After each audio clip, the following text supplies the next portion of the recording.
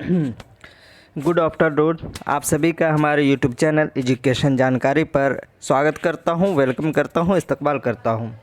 काफ़ी दिनों के बाद आज मैं वीडियो लेकर आया हूं और ये वीडियो जो बनाया जा रहा है वो है STT 2019 जो पास किए थे उनके ऊपर बनाया जा रहा है, ख़ासकर उर्दू विषय के लिए। क्या हम देखेंगे कि उर्दू विषय में टोटल कितनी सीट आ रही है और कितने बच्चे जिसका मतलब जो पास हुए हैं उन सभी की जॉब मिल सकती है, नहीं मिल सकती है, इस पे थोड़ा सा चर्चा रहेगा और इन पे थोड़ी सी हम बातचीत करेंगे। तो जो 2019 का जो मामला हुआ वो आप लोगों के सामने है, रिज़ल्ट भी आ चुका है और स्कोर कार्ड भी मिल चुका है। इसी के रिकॉर्डिंग मैंने कई सारी वीडियो भी बनाई। जो छठा चरण के ये चल रहा था, जो काउंसलिंग चल रही थी उसमें कितनी सीटें आने की संभावना है, इन सब पे मैं बात करूंगा। इससे पहले भी वीडियो बना चुका हूं। चलिए हम देखते हैं। ये आपके सामने कल परसों ही मतलब कल ही आया है जो विधानसभा में 2022 और 23 का सत्र है उसके अंदर में जो पास हुआ है, यानी इसका बिल पास किया गया और इसको मतलब बहाली लेने के ये बिल्कुल ये जो सीट बताई जा रही है इस सीट पे बिल्कुल बहाली होगी, 100% कन्फर्म है।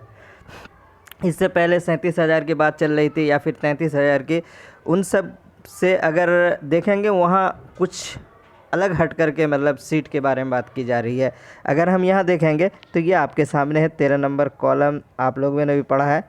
तो इसमें हम देखेंगे, देखिए लिखा हुआ है छठे चरण में राज्य के माध्यमिक एवं उच्च माध्यमिक विद्यालय में विषयवार 32,714 शिक्षकों के पद स्थापित हेतु नियोजन कार्रवाई की जा रही है। मतलब जो था वो चल रहा है, वो जो छठे चरण का था 32,714 उसकी बहाली चल रही थी छठे चरण में, जो किसी वजह से अभी रुक गई है और वो पूरा होने के बाद ही आपको ये हो जाएगा। ये हम असल में देखेंगे 15,000 वाला, उस पर भी हम बात करेंगे उसमें कितनी सीटें बचने की।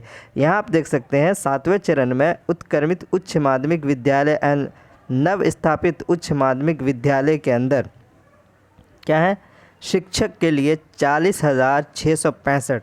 देखिए उच्च माध्यमिक में माध्यमिक में 40,665 सीट और उच्च माध्यमिक में 47,800 क्या है 96 सीटें और कंप्यूटर की 1,000 सीटें आ रही है। तो 33,000 की जो बात चल रही थी कि 33,915 या फिर 37,000, उनसे अलग हट करके ज़्यादा रिक्ति की बात चल रही है। यहाँ पे देखिए सीट कितनी आ रही है, 40,000। हमको यहाँ पे बात करनी वो माध्यमिक की ही बात करनी, क्योंकि जो STT जो उर्दू का हुआ है वो सिर्फ माध्यमिक के लिए हुआ है। तो अगर ये हम 40,000 को मान लें, ये वाला 40,000 की अगर बहाली होती है तो यहाँ पे कितनी सीटें उर्दू की आ सकती है। तो हम एक आपको पीछे वाले वीडियो पे थोड़ा ले चलेंगे। जो 33,915 है उसी में से ये बढ़ाया गया है, यानी माध्यमिक के अंदर में 33,915 पहले सीटें बताई गई थी और उसी को अगर हम देखेंगे उसी के अंदर में बढ़ाया गया। तो हम थोड़ा सा उसको लेकर चलते हैं। तो ये रहा, जब 33,916 की बात हुई थी उसमें कितनी सीटें उर्दू में आने की संभावना है। तो ये हम देखेंगे यहाँ पे 6 नंबर कॉलम आप देखें, 6 नंबर में आपका लिखा हुआ है माध्यमिक शिक्षक द्वितीय भारतीय भाषा।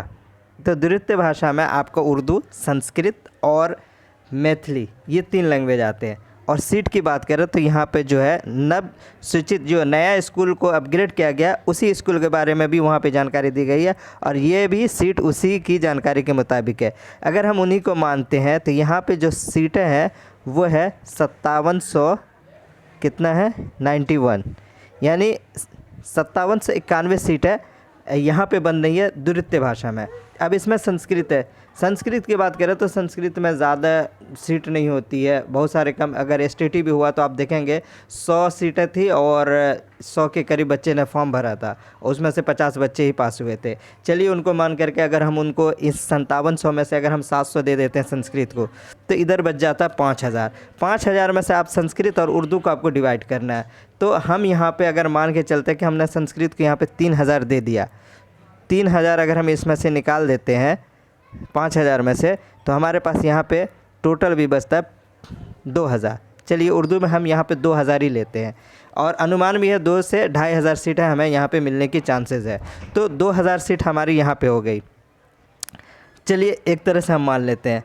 और बात करें क्या नाम है 6 चरण की जो बहाली उसमें से भी सीट आएगी। तो उसमें मैंने आकलन किया था, उसमें टोटल उर्दू वालों को तकरीबन सभी डिस्ट्रिक्ट का मैंने ये किया, तो उसमें 1000 से ज़्यादा सीटें हैं, लगभग 1000 के करीब सीटें हैं, जिसमें जो बच्चे बचे हुए हैं उसमें लगभग 100 या 150 के करीब बच्चे, 800 के करीब सीटें हमें वहाँ से मिल रही है। यानी 2000 सीट आप यहाँ जोड़ लिए, बैकलॉग सीट आपको हो गया 800, टोटल सीटें हमारी कितनी हो गई 2800। यानी हम कम करके ही मान रहे हैं, इससे भी ज़्यादा और 20 सीटें हमारी बनेंगी। और बात करें पास आउट कितने हुए थे उर्दू में, आई थिंक मुझे याद नहीं है, लमसम 2900 के करीब, चलिए 2900। अब ये डॉक्यूमेंट्स वेरीफाई नहीं हुआ है, ये मेरिट और नॉन मेरिट दोनों बच्चे ऐसे हैं जो क्वालिफाइड किए थे 2900 करीब। आज सीट कितनी आ रही है 2800 आ रही है, यानी कम करके इससे भी ज़्यादा आ रही है।